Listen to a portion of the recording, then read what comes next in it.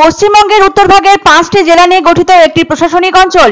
এই বিভাগের অন্তর্গত জেলাগুলি হলো দার্জিলিং, জলপাইগুড়ি, আলিপুরদুয়ার, কোচবিহার ও কালিম্পং। প্রতি বছর বর্ষার সময় প্লাবিত হয় জলপাইগুড়ি সাব ডিভিশনের একাধিক এলাকা।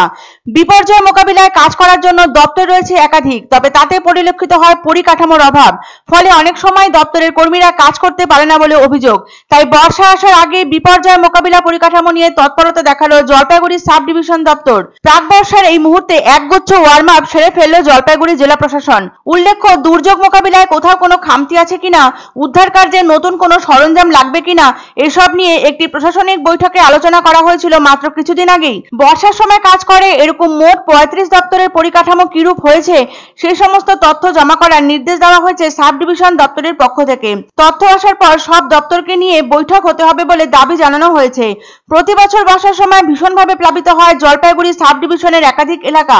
বিপর্যয় মোকাবিলায় তৎপরতা থাকা সত্ত্বেও দপ্তরের কর্মীরা অনেক সময় সুষ্ঠুভাবে কাজ সম্পন্ন করতে পারেন না, শুধুমাত্র পরিকাঠামোর অভাবে। সিভিল ডিফেন্সের সদস্যদের একটা বড় ভূমিকা থাকে বর্ষার সময়। জলবন্দী বাসিন্দাদের নিপুণতার সাথে উদ্ধার করতে হয় তাদের। এছাড়া আরো নানাবিধ কাজ করতে হয় এদের। উদ্ধার কাজ করতে গেলে প্রথমেই প্রয়োজন লাইফ জ্যাকেট, নৌকা, বোট, দড়ি, টর্চ সহ নানাবিধ সামগ্রী।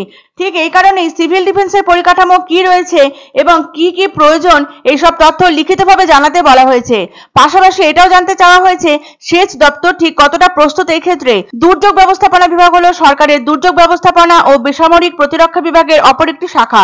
এই বিভাগটি জলপাইগুড়ি জেলায় যে কোনো দুর্যোগের সময় এবং পরে জরুরি ত্রাণ কাজগুলোতে দেখা যায়। বিভিন্ন ধরনের অনুদান যেমন সাধারণ gratuitous relief, special gratuitous relief, emergency relief, economic rehabilitation grant এই বিভাগ দ্বারা জারি করা হয়। এছাড়াও প্রাকৃতিক দুর্যোগ, দুর্ঘটনাজনিত আগুন, সাপের কামড় এবং সানস্ট্রোকের কারণে শোকাহত পরিবারগুলোকে অনুগ্রহ অনুদান এই বিভাগ দ্বারা সরবরাহ করা হয়ে থাকে। সিভিল ডিফেন্স ছাড়াও পূর্ত দপ্তর, পুরসভায় কি কি পরিকাঠামো রয়েছে জমা করতে বলা হয়েছে সেসব তথ্য।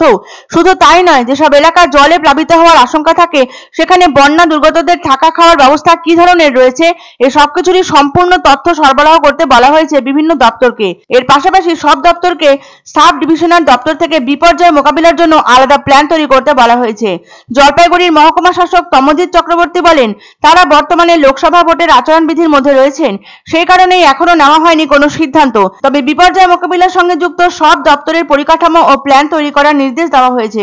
অর্থাৎ বর্ষা আসার আগেই বিপর্যয় মোকাবিলার পরিকাঠামো নিয়ে জলপাইগুড়ি সাব ডিভিশনাল দপ্তরের এই তৎপরতা নিঃসন্দেহে প্রশংসার দাবি রাখে।